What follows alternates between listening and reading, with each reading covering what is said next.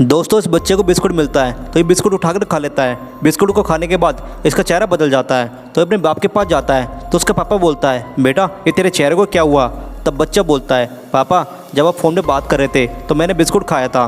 तब इसका बाप बोलता है, बेटा ये तो श्रापित बिस्कुट है। उसके बाद ये आदमी प्रभु श्री राम से प्रार्थना करता है तो प्रभु श्री राम इसको जादुई मटका देते हैं और बोलते हैं, इस मटके से तुम 2 इच्छा पूरी कर सकते हो। पर आगे देखने से पहले अगर आपको ये कहानी अच्छी लग रही है तो वीडियो को प्यारा सा लाइक कर देना।